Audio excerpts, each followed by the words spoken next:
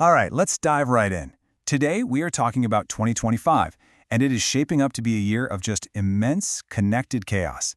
You know, you have to think of it less like a bunch of separate things happening and more like a really complex symphony where technology, politics, and culture are all playing these clashing but somehow harmonized parts. And to really get the stakes here, you have to start with this. This one sentence. It sets a pretty chilling mood for everything else we're about to talk about.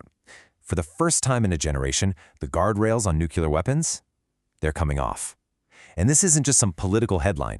It's a fundamental shift in global security that creates this atmosphere of, well, radical uncertainty. So to really wrap our heads around what's coming, we first need to look at the global stage it's all set on. And believe me, 2025 is playing out on a world that is very, very much on edge. What we're seeing is what a lot of experts are calling the third nuclear age. And what does that mean?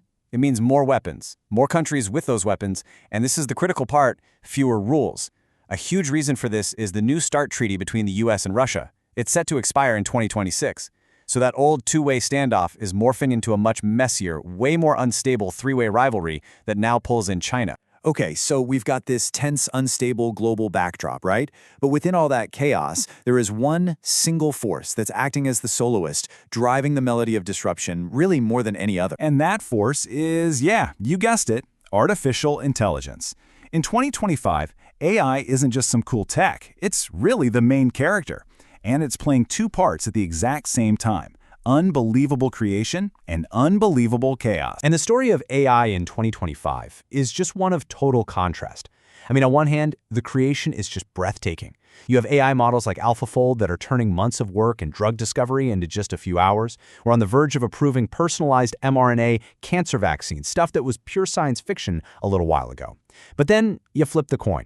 And the disruption is massive. The entire music industry is suing AI companies for training on their work, and all this progress, well, it's creating this absolutely voracious, nonstop appetite for energy. And the scale of that appetite? It's just staggering.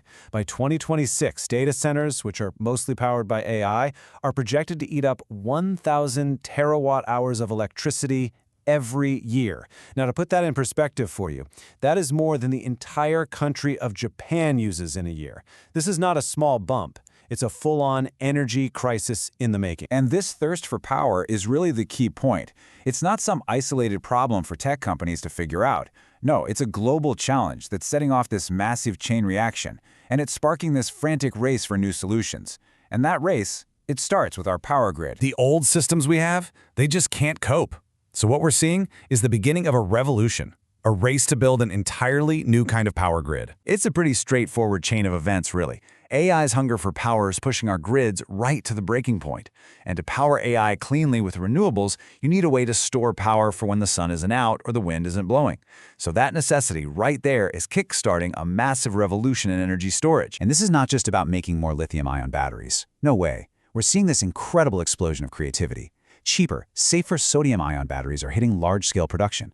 You've got companies making iron-air batteries that can store power for a really long time.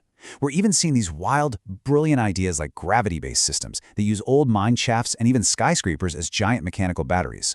Or systems that store energy in compressed gas.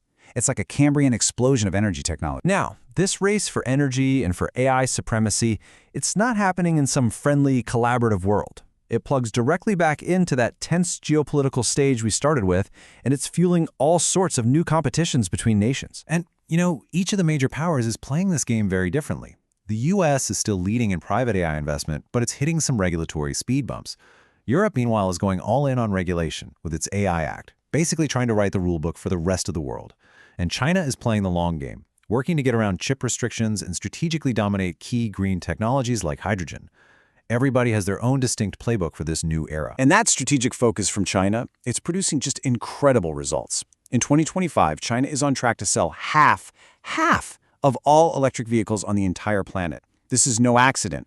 This is what happens when you have a focused, long-term industrial strategy to win in a key technology of the future. Okay, so with all of this high-stakes competition and tech upheaval, it's pretty easy to lose sight of the cultural side of things.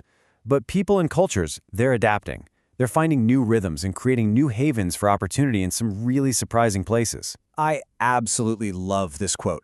It's the perfect way to describe this booming new media format coming out of China called ultra-short dramas. I mean, think of what would happen if TikTok and a soap opera had a baby. They're shot vertically for your phone, they're incredibly fast-paced, and they are wildly popular. And now they're starting to spread all over the world. It's a totally new kind of entertainment for a new AI-driven world. And it's also fascinating to see where all this creativity is taking root. We're seeing a real shift away from the classic, super expensive megacities.